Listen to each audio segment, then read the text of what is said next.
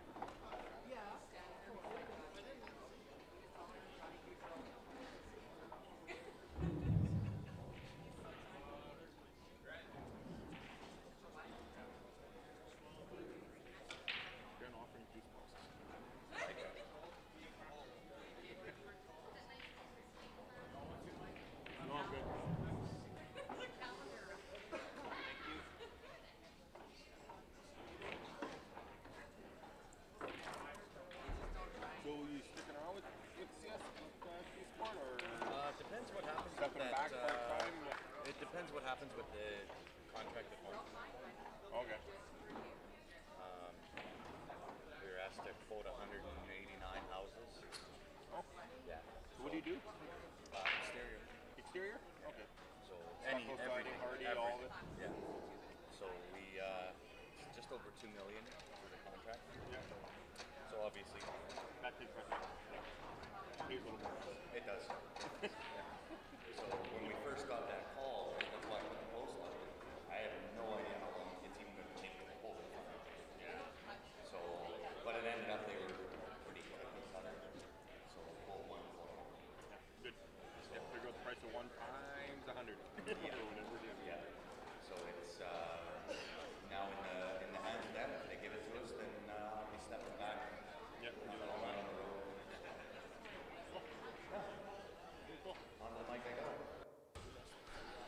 What's going on, everybody? Thanks for tuning in again. Just underway here in the Advanced Division Again, we're live out of the Convention Center here in Nanaimo, BC for CCS Vancouver Island Championships. They are playing on 3 tables, 2 of which are stream tables. The other one is not, so I'll have to check back in with scores and so on and so forth as we move through. 1-1 right now, so I'm being told.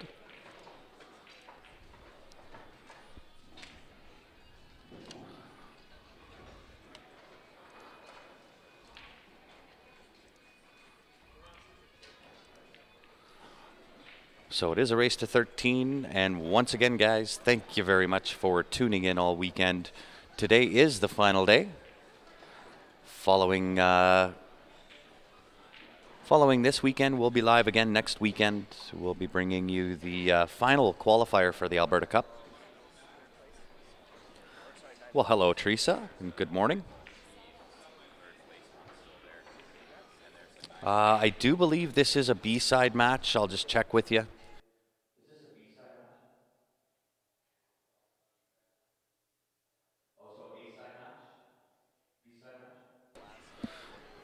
Indeed, it is a B-side match. So they are fighting for their life. We lost out this morning. So we are also on the see you later side.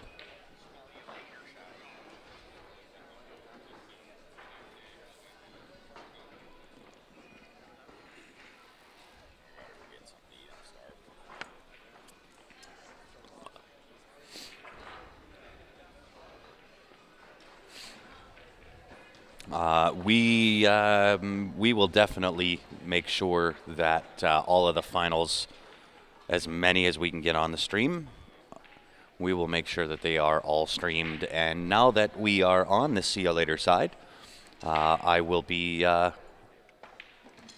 live with you guys.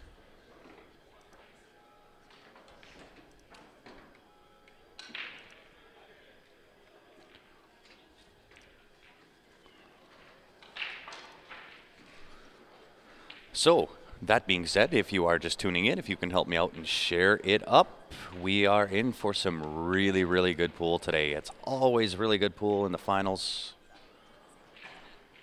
Looking forward to it. Gotta slow up. Nice shot.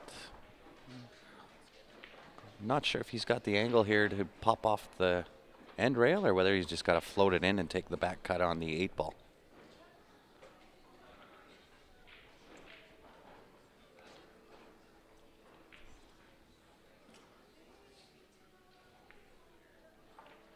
Who won the 8 ball singles? That would be Tyler Eady.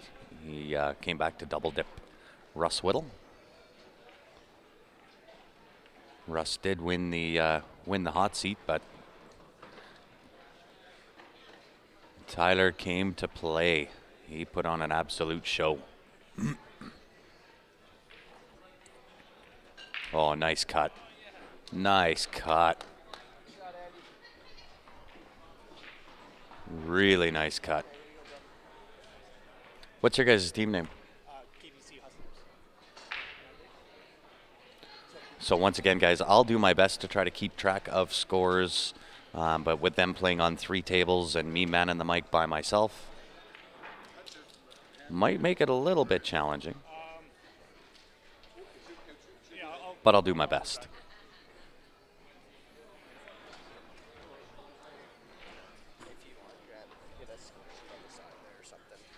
Sorry?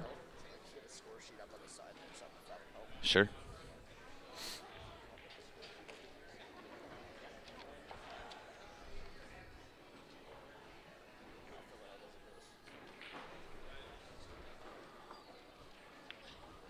Yeah, nice shot.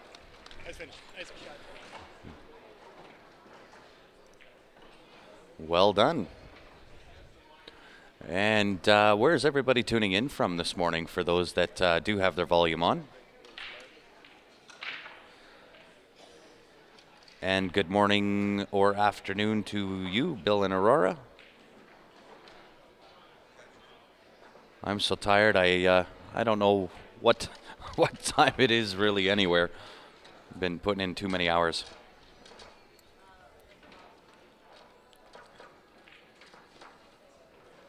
Hey, thanks, Terry. This is actually Grant on the mic. Ben is getting warmed up. They play at noon, so I believe they'll be on the live stream. So we got Maine, Ohio, Indiana, Houston, Tulsa, Donnie from hometown Calgary, Campbell River, Georgia, Creston, Powell River, Pennsylvania, North Carolina.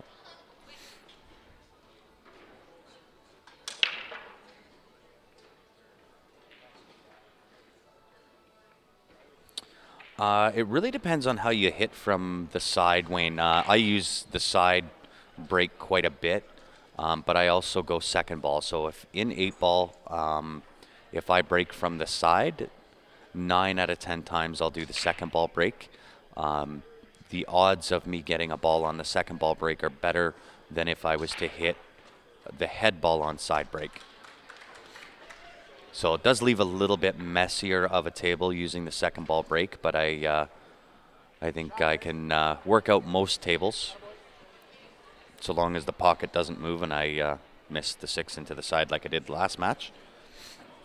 But that's the advantage. 9 out of 10 times I make a ball using the side break on the second ball. Ohio's in the house. Thunder Bay is also in the house. El Paso, Texas. North Dakota. Well, good morning or afternoon, depending on where you are from.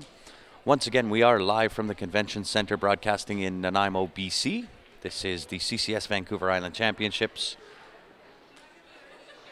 And the KBC Hustlers were in the B division. They won their qualifier, so they got bumped up to the A division. And playing the Avalanche Crew.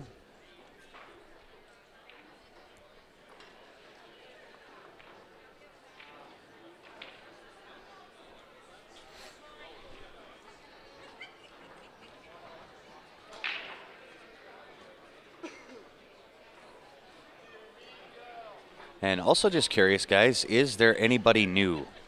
New viewers to Q Sports Live, let me know if you're new. I will give you a shout out on the live stream. And we are in for some really, really good pool today. I'm not sure which matches Ryan has scheduled for the streaming table, but usually final day, regardless of which division it is, it's always going to be some good pool. And good morning to you, Bill. Oklahoma's in the house, so is Washington. So good variety, guys. Pretty much all over the map.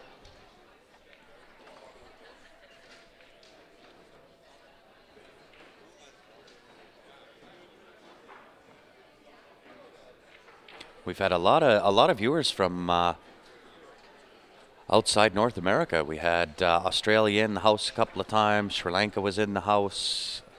Ireland was in the house viewing.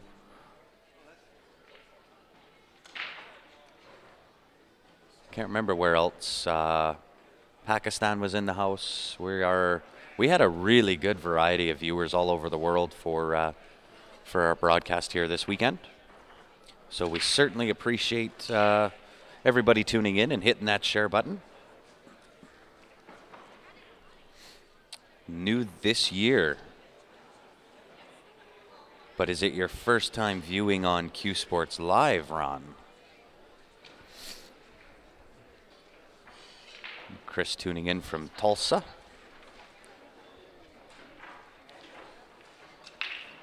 Nice attempt. Tried to go off the rail off the 2-ball there.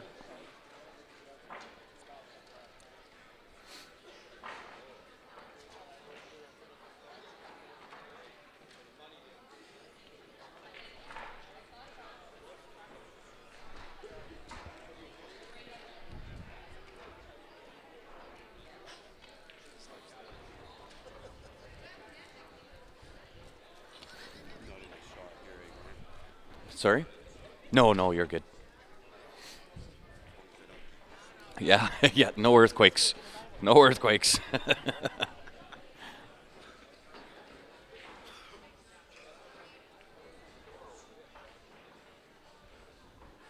Can you get a sweep of the room? Absolutely. As soon as Riley has done his match on the right-hand table, got my first look at Riley last year in Penticton, I think, was where I first met Riley. So he's up on the right-hand table here shooting for KBC. We had a really good match. Sorry, I had to cough there, guys. Had a really good match in Penticton.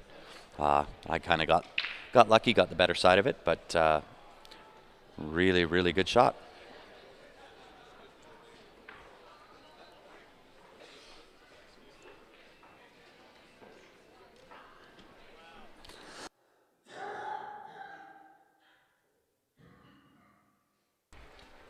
Sorry, guys. Throat is really dry this morning.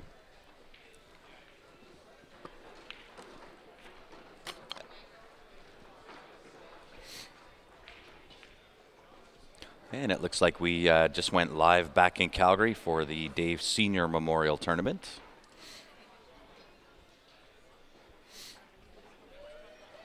That'll be Stephanie Toy broadcasting that. I believe she's just using her cell phone, so no scoreboards, no commentary, but that'll be some good pool to watch there as well. That'll be played on diamond tables, diamond 7-foot. Nice shot. Oh, gets the unlucky rub. Might have 4 to the side pocket.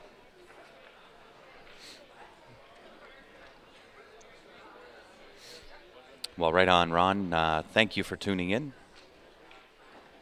For yourself and or anybody else that is new to Q Sports Live, make sure you've gone onto that Facebook page. Click that like button. That way you get the notifications when we go live.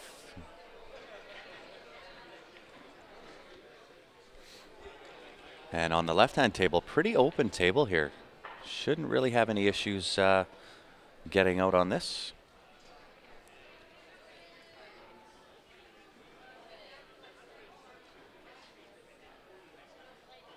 And you do see Riley, he's wearing headsets or earphones.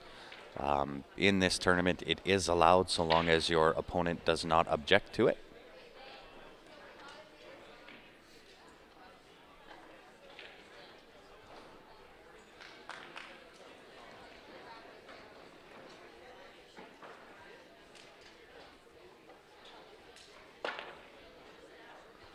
Nice effort, sir. Nice effort, Riley.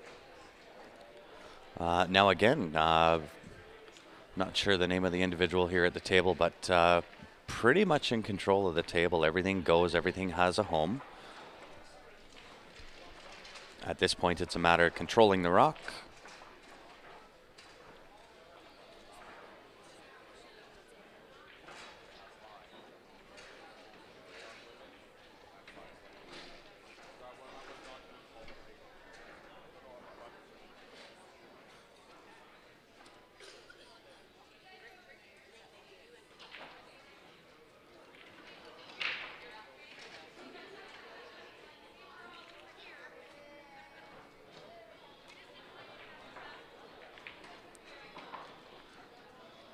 Werner on the left, Marty on the right. Thank you. That's the one part of me that is not so good. I have a really, really hard time with names. Being in the position that we're in with Q Sports Live, we certainly meet a few people, and trying to remember names is certainly one of my downfalls. Faces I won't forget. However, names are not my strong suit.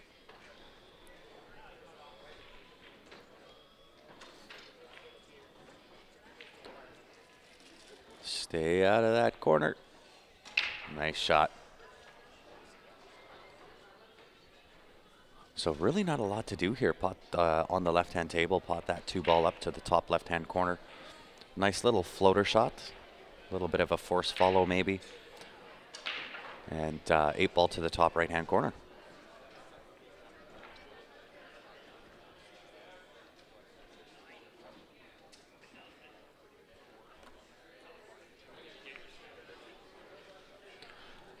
That has been a problem on these tables all weekend long. So it's not just him that has missed that shot. Almost every shot, I think I've seen one this weekend going past that side pocket on any of these tables. Those horns tend to jump out. I've actually only seen one shot the entire weekend made down the rail when you're crossing over the pocket.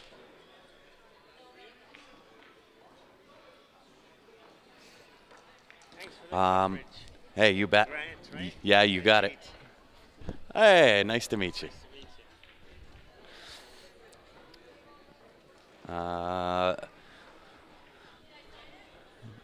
The dress code for this is in teams. The only dress code is you have to have a team shirt. So if you don't have matching team shirts, then you have to go and purchase one of the venue shirts. So there is a venue. I'll kind of give you the pan of the room and show you that as soon as the game on the right is done. I'll kind of give you a little tour around the room here, give you the overview. But if you don't have team shirts, then you have to go buy one of the shirts from the vendors. But that's really the only dress code.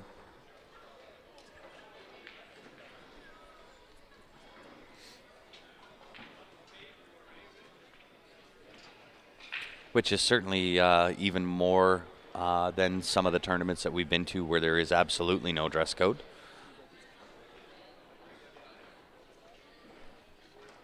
So you do see everybody in collared shirts, which is nice to see.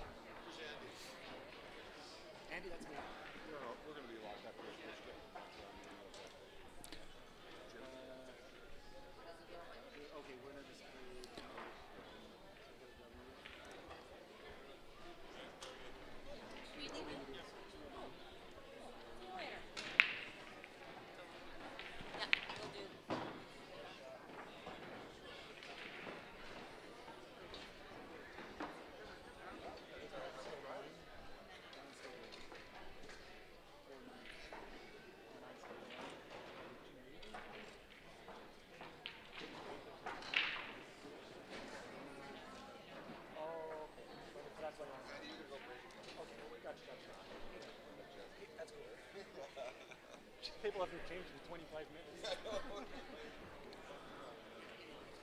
So going to be a little bit of a challenge here. I can't quite tell the angle that he's got, whether he can just draw straight back and then take the 10 to the bottom right-hand corner here. So tried to cheat that with a little bit of spin.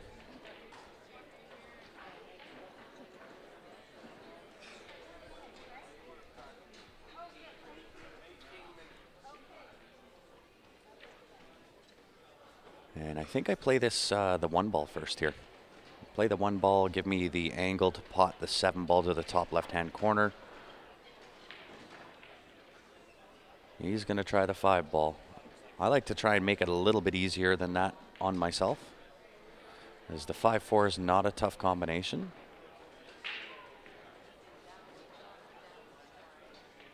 So I probably would have played the 1 ball first there, and then take the 7 to the top left. You get a natural angle by taking the 1 ball first. Natural angle on the 7 ball to either break out, or you can play it, like I said, just take the 7 ball to the top left, but you'll have to get pretty straight and then just take that 4-5 combination. Third option is leave yourself the angle on the 7, draw over to the right side of the table, then take 5 and then the 4.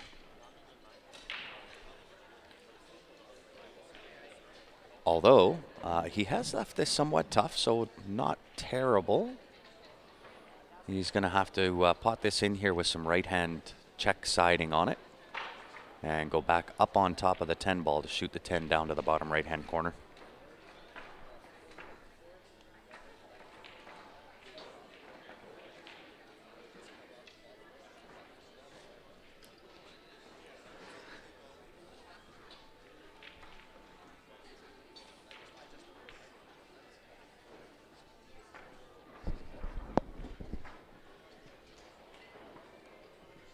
And also, guys, if you can let me know if my volume is good, I'd appreciate that. Want to make sure that everything is sound and crystal clear when we come through.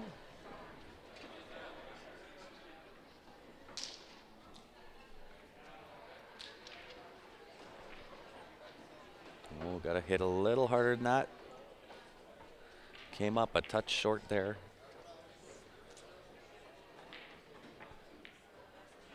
Awesome. Thanks, Ron.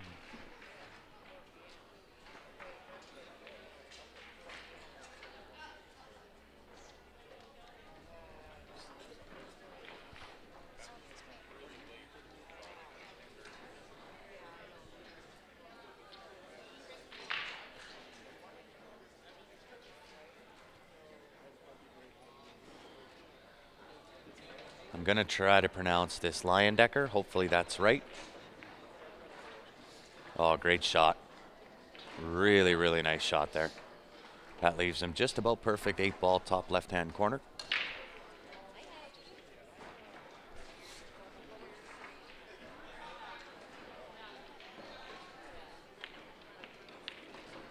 Well done.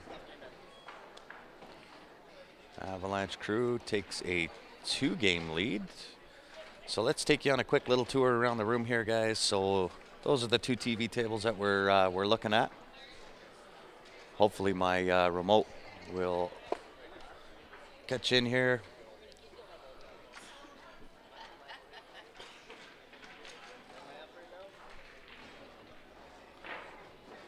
So that's kind of the one shot down the one side of the table there, or one side of the room. And there's me pointing the remote at the camera. And as you can see at the back of the room, that was the vendor that I was talking to you about. So he's got kind of all kinds of things, cues and so on and so forth for sale on the back side door, on the back of the room. And the right-hand side looks fairly similar to the left-hand side. So that's kind of what we're set up into here. We have 32 tables in the room.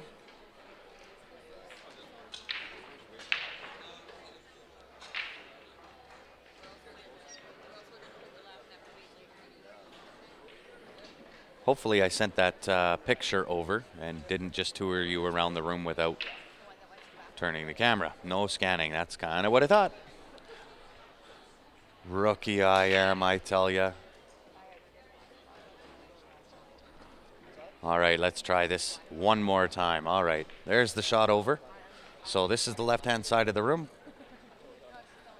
And there are the venues, cue vendors, so on and so forth. And everybody kind of congregates in the middle.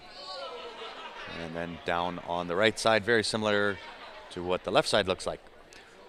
So really decent setup, a lot of room between the tables here. And that's kind of what we're going with.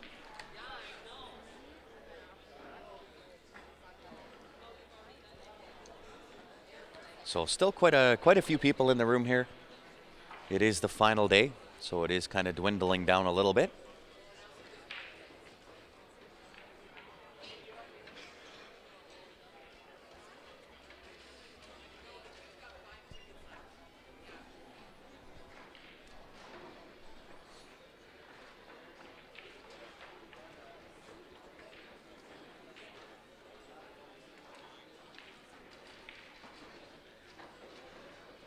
Oh, absolutely. No troubles at all, Ron. So it's a really nice venue. Really well set up. Kind of keep most of the crowd in the middle. The teams that do have to play against the wall, it does get a little bit crowded back there, especially when the room is full with teams, but overall, not a bad setup. There's also a guy that is doing queue maintenance. He's out in the hallway.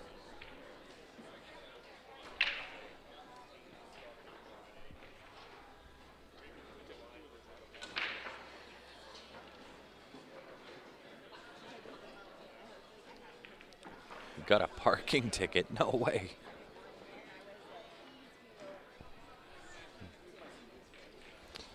I think that's actually a Jam Up hat. So Jam Up Apparel.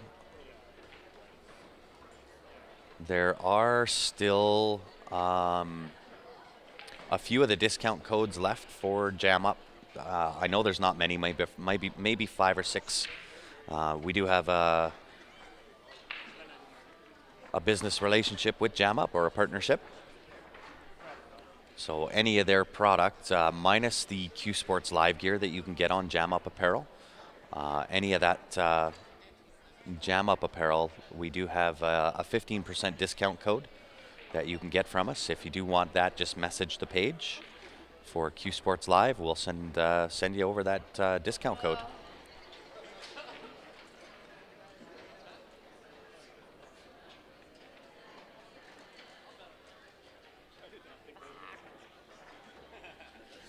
Yeah, and you know what? The thing with Jam Up, as with everything that we put out here on Q Sports Live, it has to be good quality stuff. And with Jam Up Apparel, that's actually the shirt I'm wearing today. I think I wore my other Jam Up shirt yesterday. Really, really, really comfortable clothing.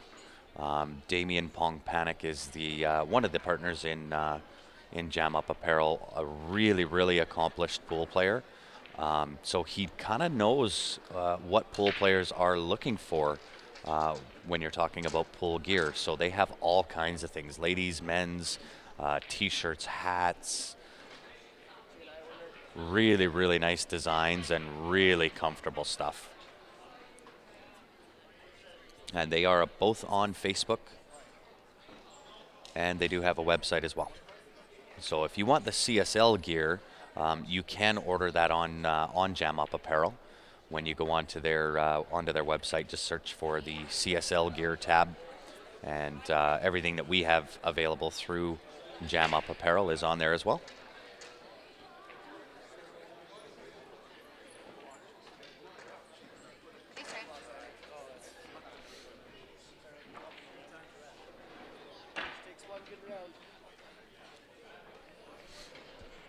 Absolutely, Gord. It'll be Val, yourself, and a little bit from Rod. I don't know how much Rod will be able to help out. I know he's playing in it. Not sure if you're playing in it too, Gord.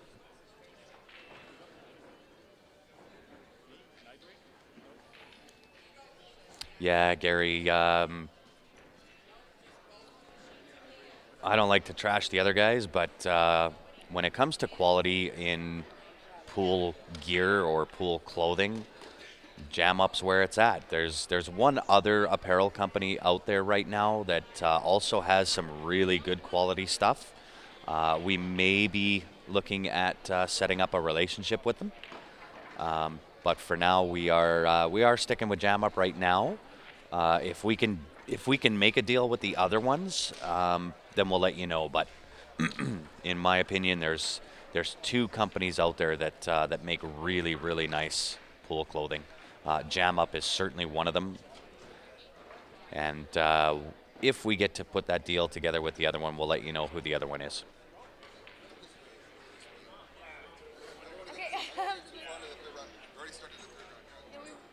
But I think my personal favorite is Jam Up. Not just with the comfortability and the wearability, but the designs. They've really got a good eye on the style and the design of what it is that they put together. So, and you'll see that when you go onto their Facebook or their website. You'll see exactly what I'm talking about.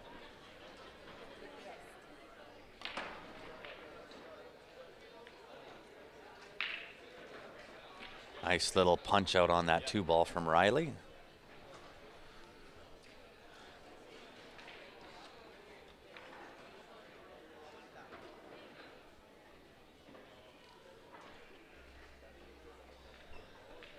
So I'm just going to 4-2. It is 4-2, not 5-2. 5-2. I did have it correct.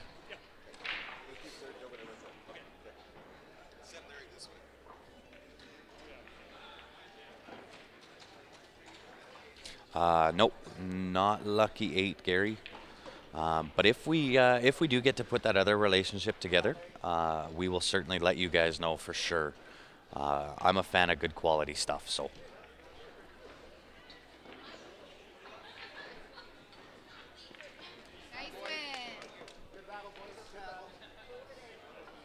That'll put it 5-3. The other unstreamed table that they're playing on, they won their game.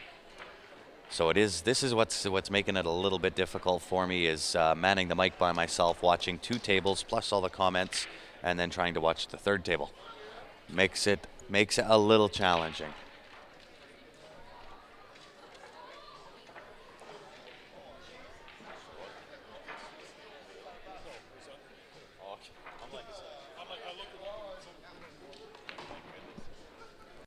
That's because when you left, it was left right here. So I took it apart and threw it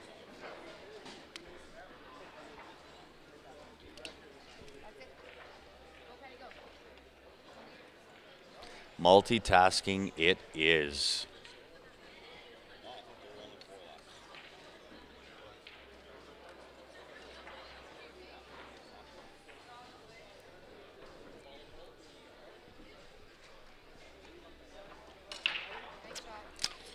Nice shot from Riley on the right-hand table here.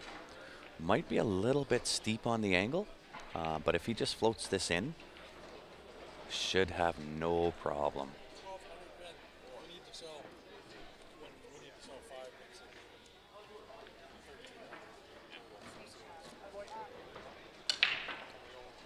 Shooting on the beach.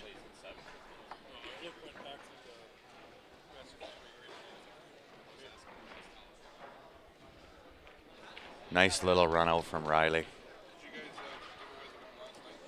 There we are. They're coming back to make a match. 54 in favor of Avalanche Crew at present.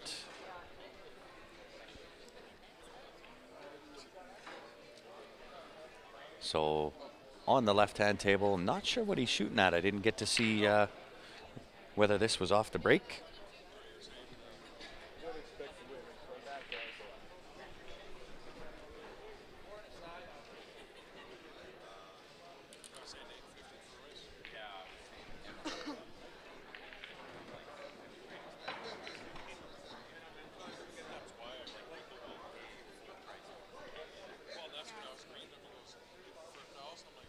Shooting high ball. Okay, so in a little bit tough if he's shooting high ball. 9's a little bit on the tougher side as well. 13 will only go to the right-hand side pocket. Yeah, he's in a little tough. He's going to have to bring a shot. I don't even think he can see the 15 ball. Might be hampered by this 13, so safety is the option. Behind the 7 ball. Wants to get behind. Nice effort.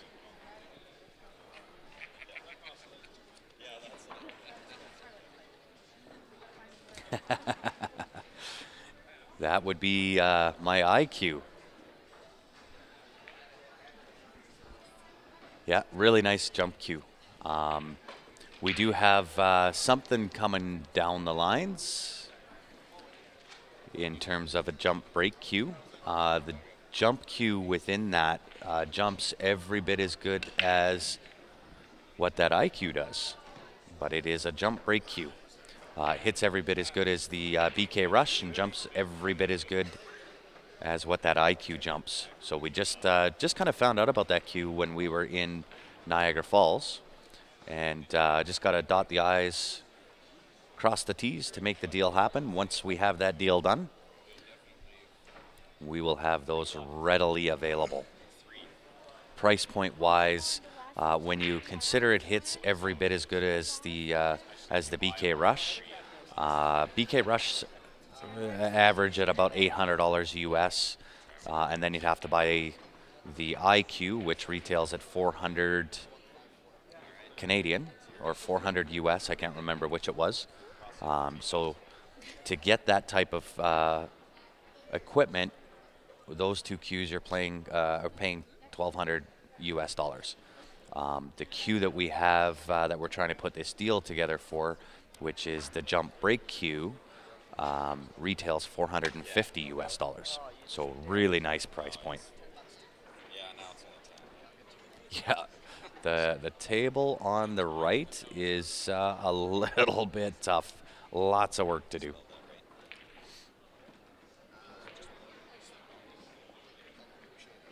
Yeah, Gary, it's you know what, the IQ along with this new one hits so well, really easy. Yeah, I kind of do too. Um, I'm that type where I like a break cue, a jump cue, and a playing cue. However, for price point, to get equipment that hits as good as the BK Rush and jumps as good as the IQ for 450 bucks, can't really go wrong with it.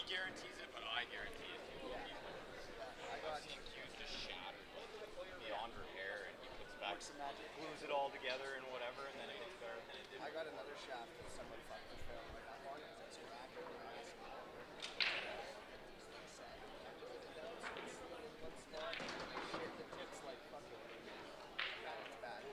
Oh, this won't be bad to get on the other side of that. That's actually not bad at all. Send another one down.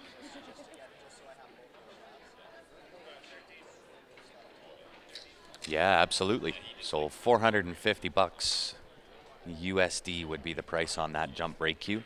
And we did talk to him a little bit about it because, in our opinion, it is a little bit underpriced for what you get, but he's comfortable at that price. So we did not win, Gene. Tyler and his team made quick work of us. I think they won 13-5.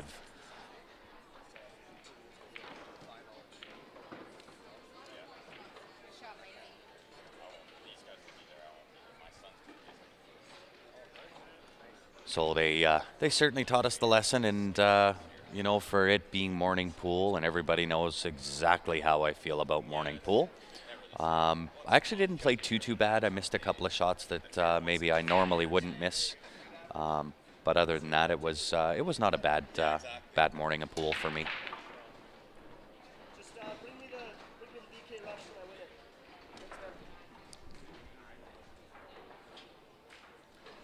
Yeah, it was close for a while. We kind of kept pace with them, and then they kind of took the boots to us.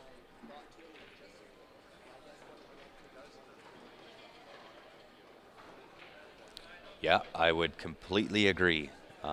We kind of thought it was underpriced, and you know, again, that's only our opinion. I think you could get more for it, but his explanation was this: that based on what he can make it for, he wants it to be available for everybody, whether you're an average pool player or, you know, one of the masters or pros out there. He wants it to be available for everybody. He wants it to be affordable. So good on him.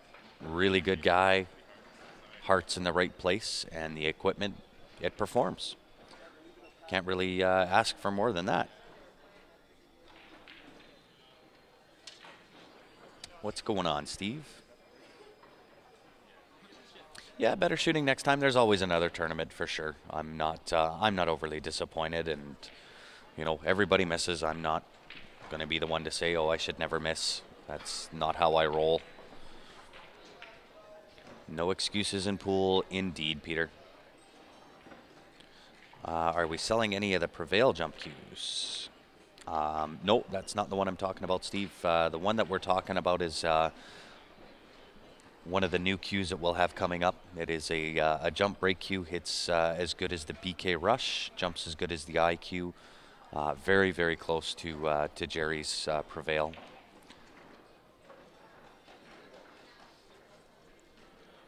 How did Ben's team do? They play at noon, so about a half an hour from now. I believe they're scheduled on the stream tables. Ben's shaking his head.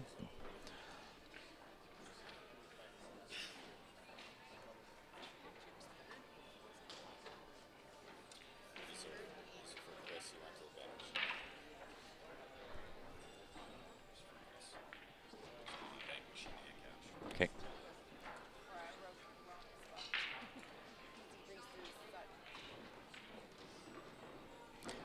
Yeah, you won't mess with it for long, that's for sure, Gary. I can pretty much guarantee you're going to love the way that hits.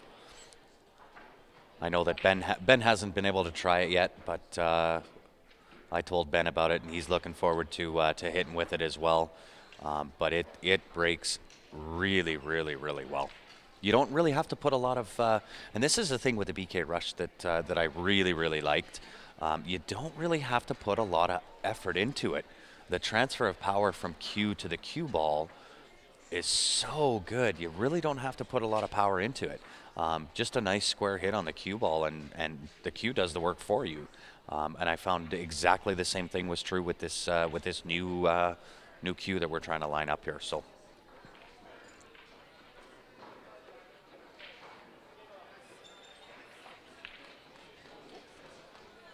So believe me, as soon as we can make that deal happen, we will have those available ASAP. Now I know if we make the deal happen, say in the next week or so, hopefully we can announce that at next week's broadcast. We're doing the final qualifier for the Alberta Cup, and if we can announce it there, we certainly will. But I do believe he's going to have pre-orders done. He'll have about 100 of them ready just into the new year, and they are not going to last long. So maybe a late Christmas gift, but believe me, you're going to want one.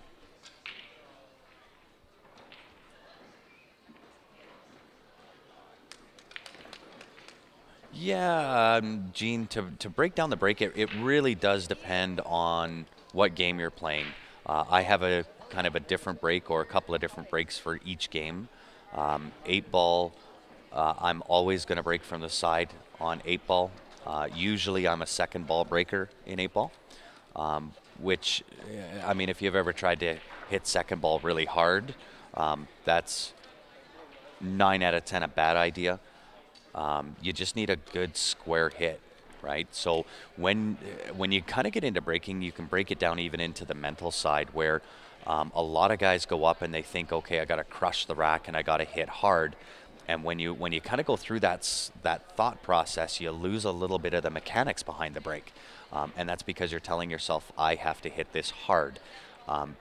Instead of saying that you have to hit this hard, just tell yourself, I have to do the same mechanics as what I do on a normal shot, but just do it faster. Just add some speed to it, and you'll find you'll have a little bit more control of that cue ball. So controlling the cue ball is true whether you're breaking or you're playing in a game, and that's what I try to do. I don't try to kill it. I just try to shoot like I normally would on a normal shot, but just do it faster. And by doing that, I seem to be able to put a little bit more power into it, and I actually get a better hit because I'm focused more on the mechanics of the shot. But that being said, again, I have a couple of different breaks from the side. 9 out of 10 in 8-ball, I'm going to do second ball break, and that can be on either the left or the right-hand side of the table. If it's not working out for me and maybe I'm just having an off day, then I'll go with the head ball. 9-ball, same thing, always from the left side of the table. But in 9-ball and 10-ball, the rack becomes as important, if not more important, than anything. A nice tight rack in 9-ball, 10-ball will go a long ways. It'll do more of the work for you to have a nice tight rack in 9 and 10-ball, more importantly than even in 8-ball. But again, 10-ball, I break more from the center of the table. I'm kind of just off center. It can be either the left hand or right side, depending on how the table's breaking. I'll put it more to the left or the right hand side of the center line on the table.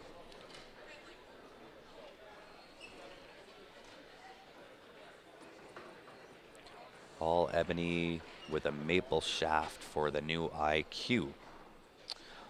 You know what, Gary? I'm not too sure what they're coming out with the IQ. I'd have to talk to Nick back in Calgary. He's the one that we got our IQs from.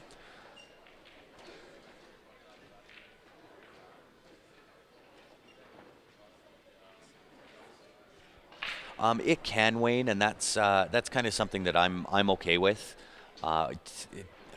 The typical break when you break with second ball, usually I'll always make a ball with using second ball break, but it does leave the table a little bit messy with some work to do. But my style of game, I'm okay with that because I can either, depending on how the table layout is, I can either kind of chip away at it and still run it out, or I can make my selection and then play it safe if I have to. But what I don't like to see is, you bust the table wide open, you don't make a ball, and your opponent comes to the table with shooting fish in a barrel. Right? Those are the type of scenarios I would rather avoid. That's why I break second ball. Yeah, turtle rack is also a really good option. So, especially in 9 and 10 ball, it's so important in 9 and 10 ball to have a nice tight rack. And if you do get a gap, you kind of have to deal with that and know how to do that. You have to be able to deal with the gaps in the rack.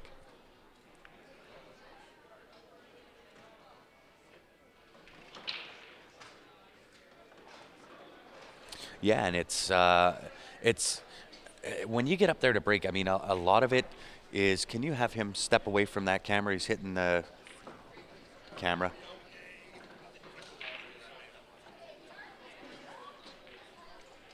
Sorry for the earthquake on the right-hand side, though.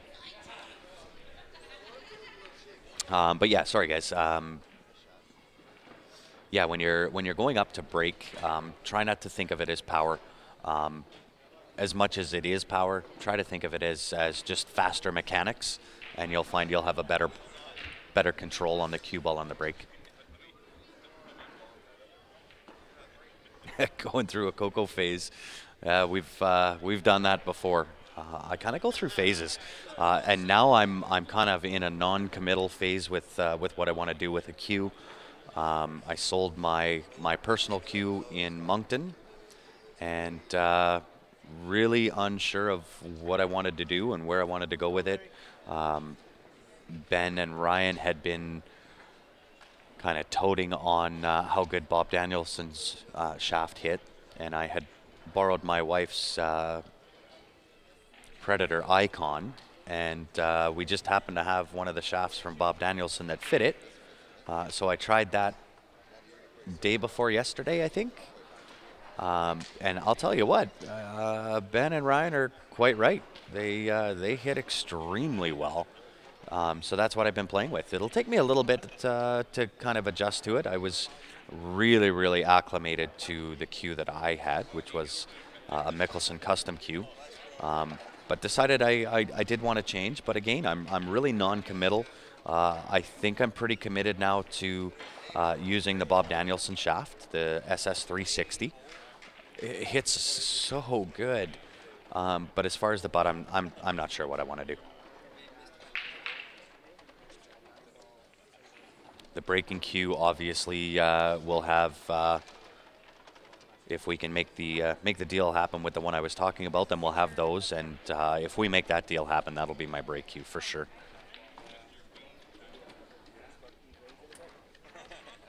So really, the only thing I need to have is, or decide on, is what the butt end of the cue is going to be. But again, I'm very non-committal with it. I actually got really, really accustomed to that zero deflection shaft. It was actually my favorite one to hit with. And again, that's the Mickelson zero deflection. But I've tried, when we were in Niagara Falls, I tried the new Jacoby Edge, or Zero Edge, I can't remember what they called it, but that shaft also hits really, really nice.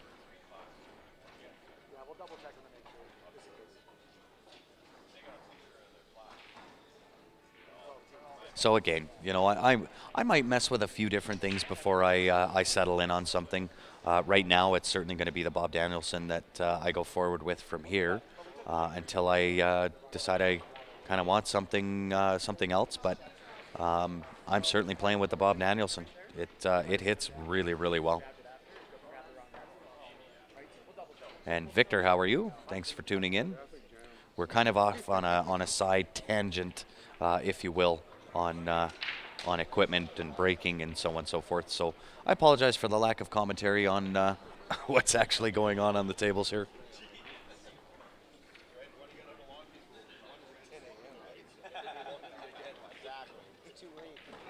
Ever heard of Dan Trojan shaft? I have not. Not really sure who made them or where you can get them. I can tell you I've never hit with one, so I cannot comment on it.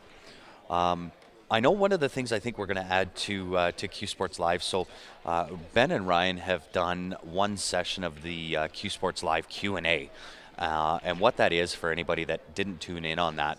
Typically, when we're live in a tournament like this, we don't really get to go through shots and different techniques and those type of things.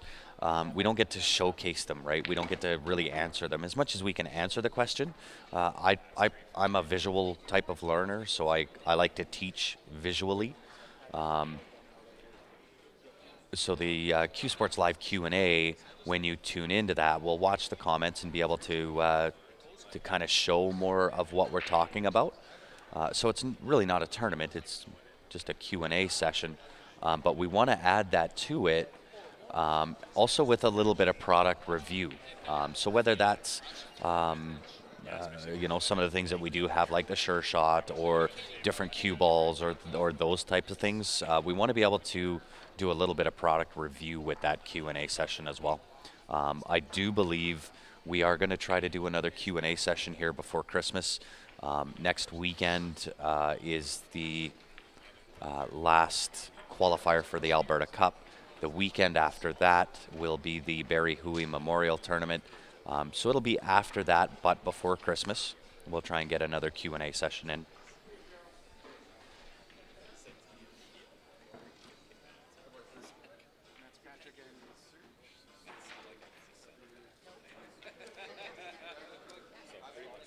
Oh, no troubles at all, Gene.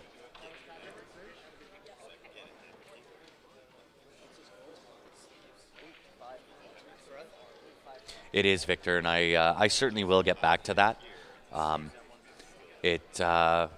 When you're sitting on the mic as long as what we put in and kind of going through shots and racks and so on and so forth, there are times you kind of need a break from it.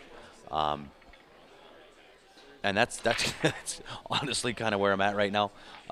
So this is where I typically will go off on little sidelines and tangents and try to talk about something other than what's going on the tables. And then I will get back to it.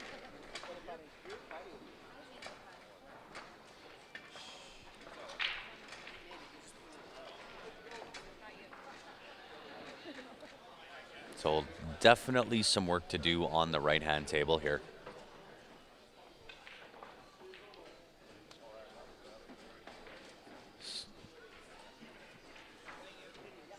So needed to take a little bit more time with his first shot there. With the 15 ball being positioned where it is, really good opportunity to break out that 13 ball with it, but you got to make sure you get the angle on it. So I don't think he can see the 11 ball here either.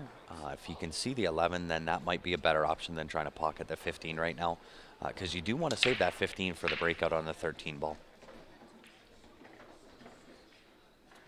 Oh, yeah, no, Victor, we kind of get that a few times when we're not commentating on what's going on the table. Some like to hear it, and believe me, I understand it. It's done nothing but good things for my game to be able to sit here and watch really good pool all the time. It's done really good things. So we do try to do our best to kind of commentate through and give you the play-by-play on the goods and the bads. And when we do say the bads, really what we want to do is for those that are playing on the live stream, if they want to go back and watch it, we'll kind of give you the different options that you had at the table. It's a really good way of learning. If you don't find that you get to play on a live stream, the best advice I'll ever give is to take out your phone when you're practicing, whether that's at home or at your local pool hall, and record yourself playing. It is the best advice I ever got because you'll see exactly how you approach every shot in your game. So you'll see the goods that you do, the bads that you do, and you can make corrections to your game based on what you visually see. Who is better, me or Ben? That's really not a debate. That is Mr. Francis. He is definitely of a higher skill level than what I would be.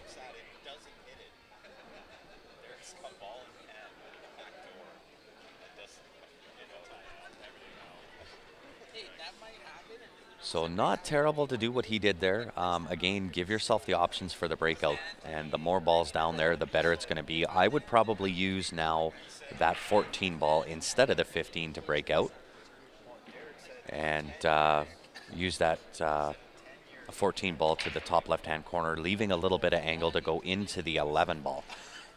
If you can get into that 11, hit the 11. 11 will clear out through the 1 ball. That leaves you to play the cue ball off the 6 to break out the 13. I have beat Ben, actually. Yeah, Stephen Hullem is that kid's a beast.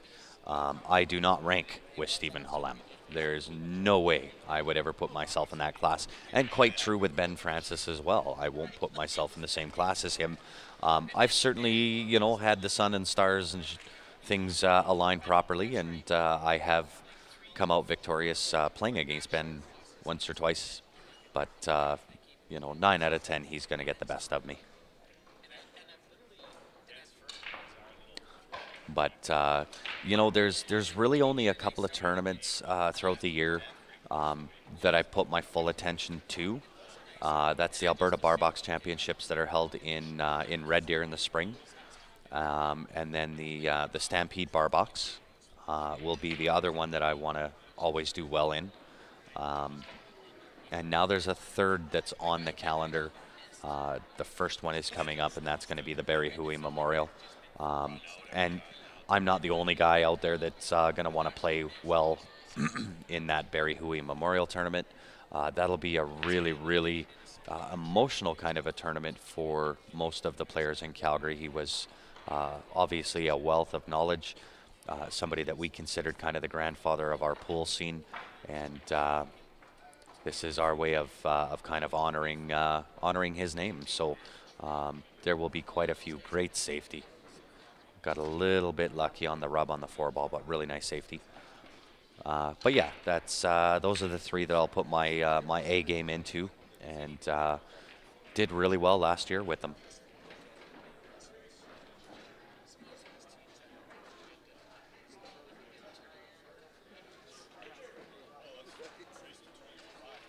You are correct, Gene. He is doing well.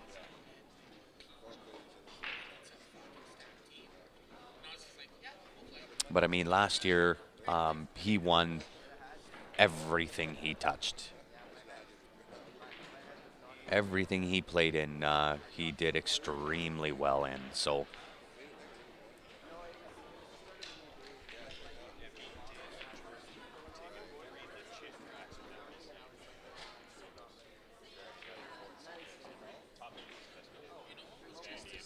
all right, so here's the opportunity. Okay, so now that he's kicked that 11 ball up there, now I'm back to using the 15 ball.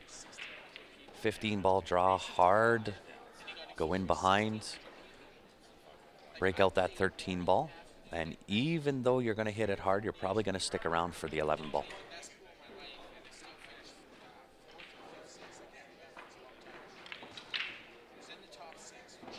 Okay, just like that. Now, again, he is going to have to maybe hit this again. He's on the wrong side of 11 ball here.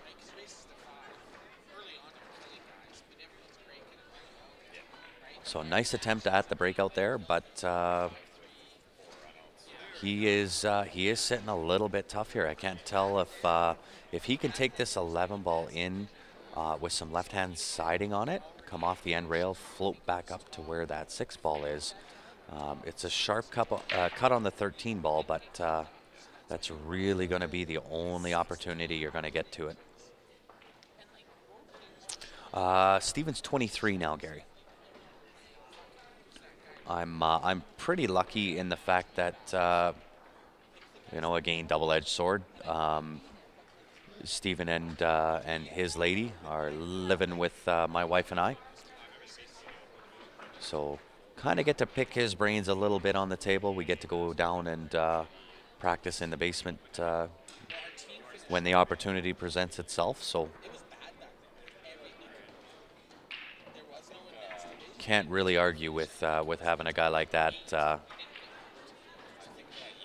to go practice with when the opportunity presents itself. So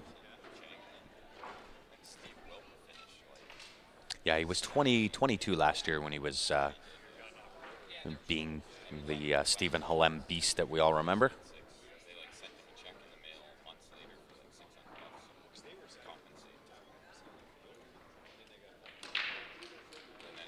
Oh, nice attempt at the safety there.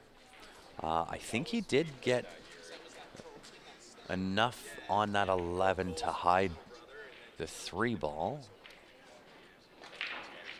But he's actually sitting pretty good. I think he got the 3 and the 5 ball. And if that's the case, that's a really well done shot.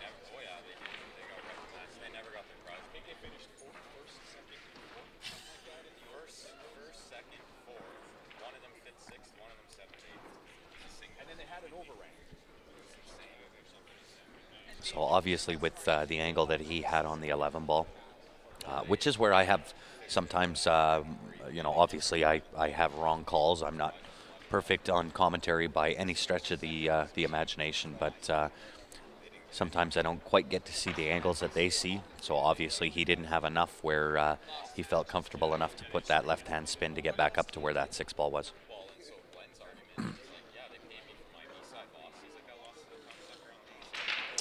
Hey, thanks, Lou. Much appreciated, buddy.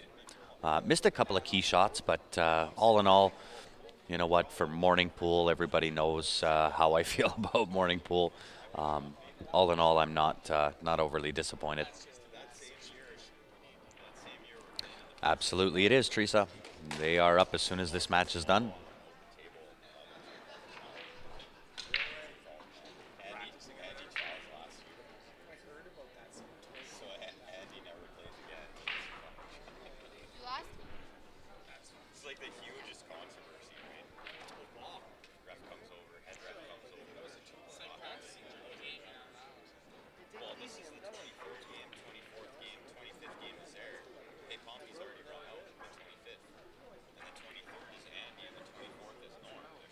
Oh, that's awesome, Colton. And you know what? I love hearing stuff like that because it's kind of why we're here. We want the sport to grow. We want the game to grow. We want it to get the recognition that it really does deserve. And it's hearing stories like that that kind of make what we do worthwhile.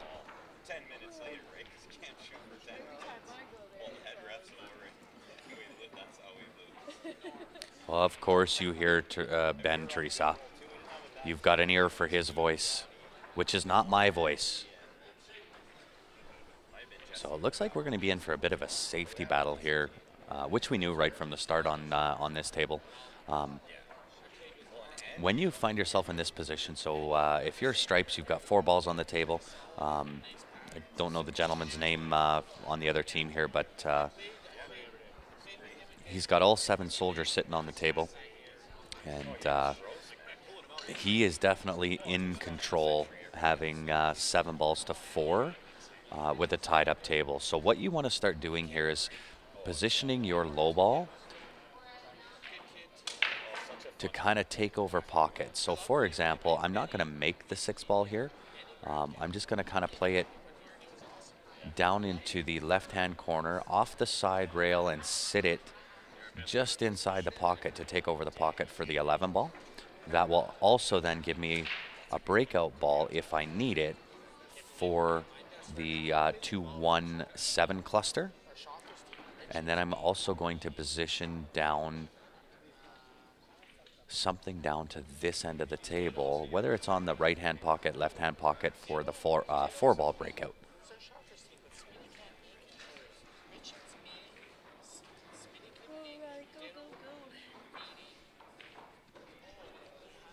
So a shot like this, in order to do the breakout, you do have to go rail first, at least by the angle I'm seeing, in order to get there. So rail first, then the 11, and that would have sent it up into the 13.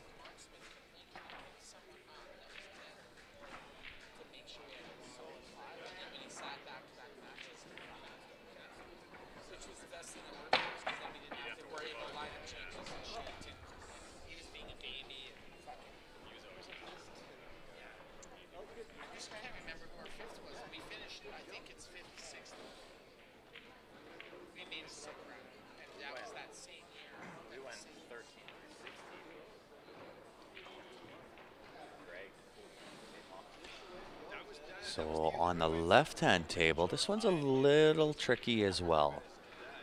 Got to play really good position in order to get out here. So taking this 10 ball, kind of shoot the gap between 3 and 4. Position yourself down for 14 and 12. That's the way to play the out here. So I know he's kind of trying to play position, I think, to get back on the 15. He does have the angle here on the shooting this 10 up the rail to shoot that gap between the 3 and the 4 ball. Because really, no matter how you land on that 13-14, you should be good. If you shoot that gap, no matter where you go, you're going to be able to shoot the 14 into that left-hand corner. Right, the 9 goes into the right-hand side pocket.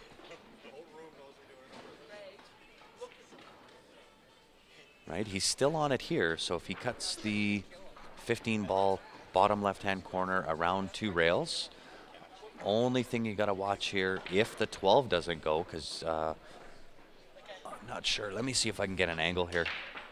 Oh, they both go. So 12 and 14 both go. So long as you don't get hampered by the 8 ball and overhit this 15, should be good to go.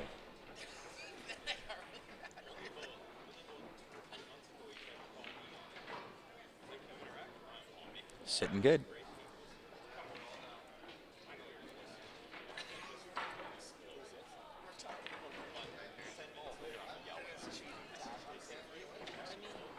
So if he's going to shoot this 12 ball, he does have enough angle here. Just check it with a little bit of left-hand siding for going off the bottom rail, come back right back up where the 8 ball is. That sets him in perfect position to pot the 14 ball, same pocket. And then just a little bit of a draw over for 9 to the side, natural shape 8 to the top left.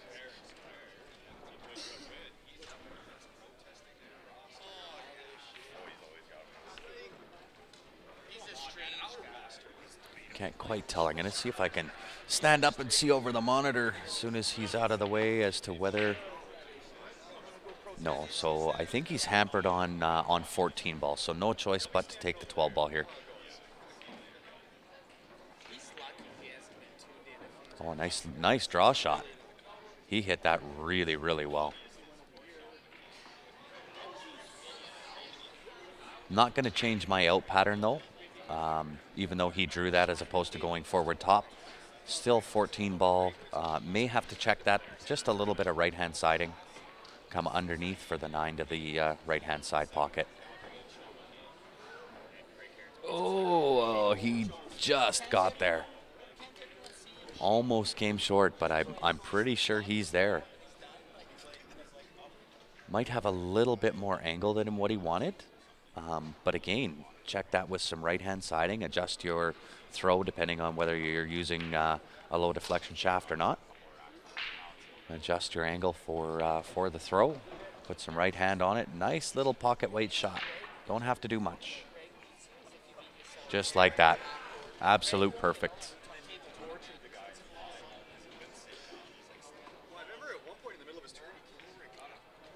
Well done. Nice out. Really nice run there. Sorry, guys, I didn't even see what happened here on the right-hand table.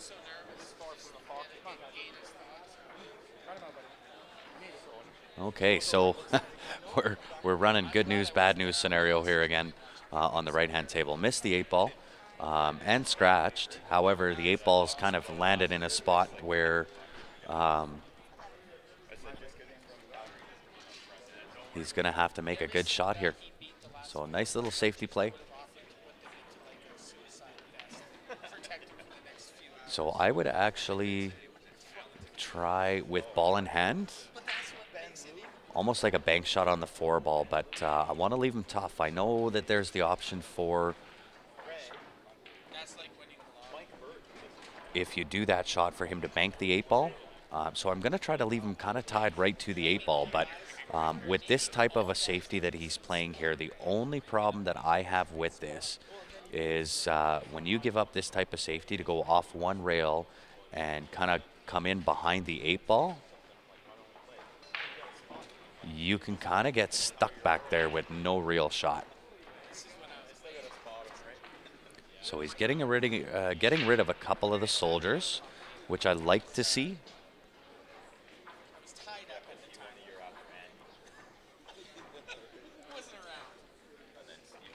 Right, I like to kind of, when I'm in this scenario, I'll run this where he's positioned now. I would have run out a few more balls because if, for example, your opponent tries to hit this and just swing, and now you're left with a 6-ball run out, where if you take that down to, you know, your last 2 or 3 balls, you're down to really only a 4-ball run out. Less positional play, less can go wrong.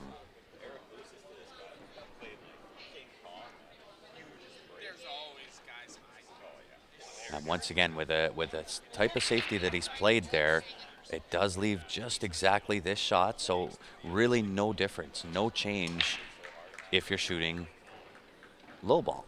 So anytime that you play a safety shot, you kind of want to leave the table in a better position for you. You know, as much as you left your opponent to do the dirty work, there's really no dirty work that needed to be done. All he did was bump the ball, and you're kind of left in that same position. Yeah, even something like that, Doug, right? So with your ball in hand, you could have taken, for example, the 7-ball. Send the 7-ball down to the bottom right hand. And that at least gives you a breakout ball, right? And it's for exactly this scenario.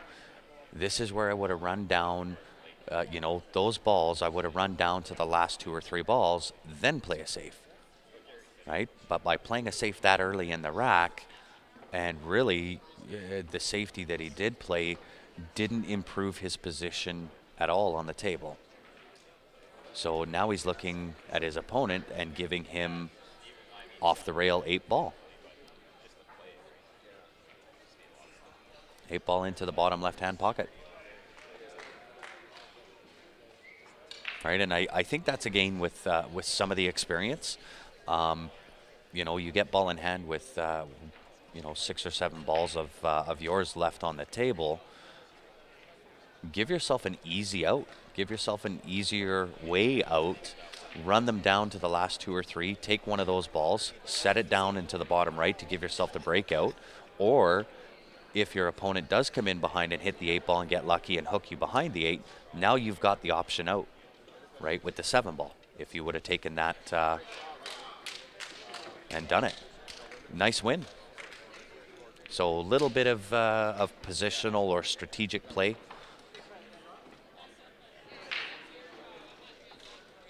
Would have given a swing the other way.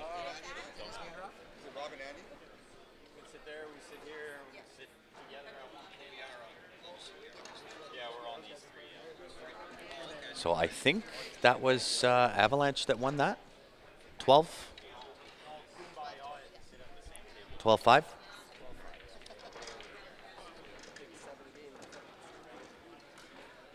Yeah, really nice shot to go rail first for the 8-ball.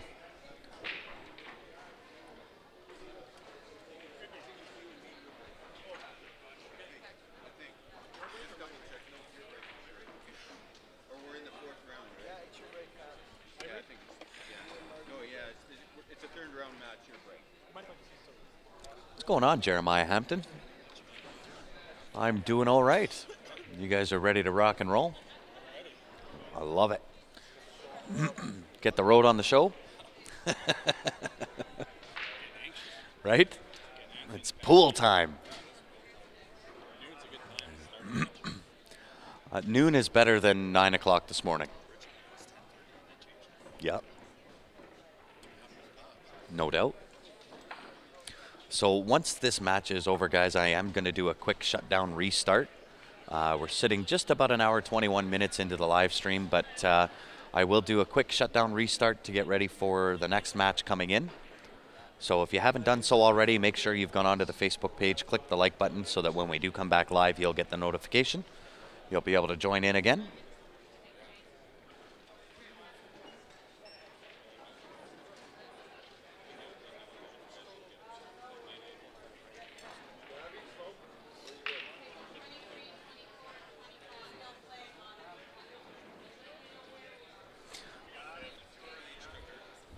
For sure, Gary. And it's those type of kind of mental questions that when you find yourself in a strategic battle or a chess match or a safety play, whatever you want to call it, it's those little kind of mental notes that you make to yourself that can make all the difference in the world. It can mean the difference between winning and losing a match. We're thinking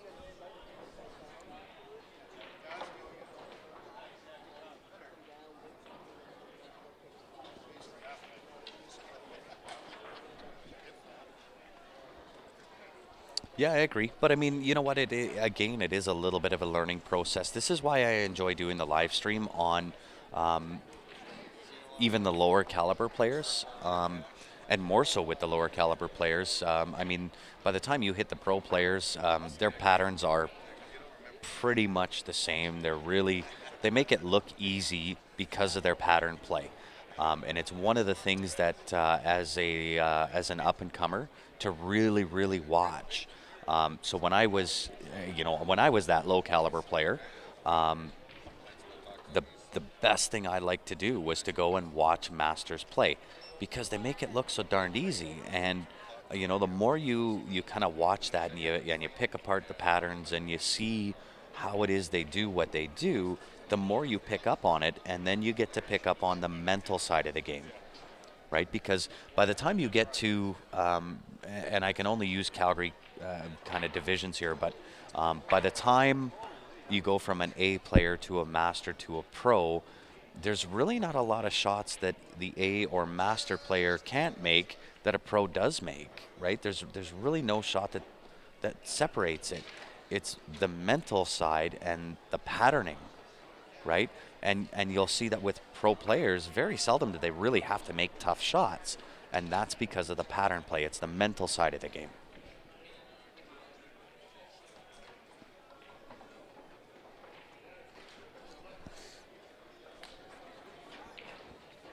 Which match is up next? I know it's the Machine. Do you know who your guys' opponent is? Do you know who your opponent is?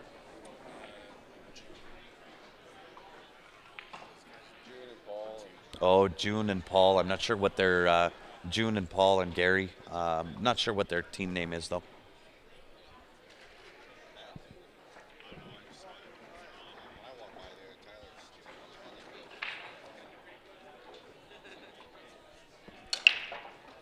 Yeah, that's exactly right, Gary. So a lot of those guys, they make it look so easy, and everybody says it. Well, if it's that easy, I could do it too. But what you don't see is the mental preparation and the mental side of their game to make it look that easy. There we go, Q1 buds.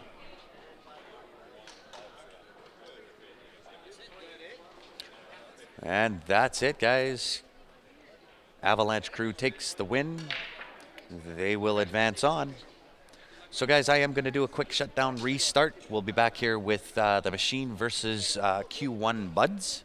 We'll have that up here ASAP. I'm going to run out, check the weather, make sure the sky is still there. Once I'm back, we'll get things started up again. But stay tuned, guys. It's going to be a good match. Thanks for tuning in, guys. I'll see you in a few minutes.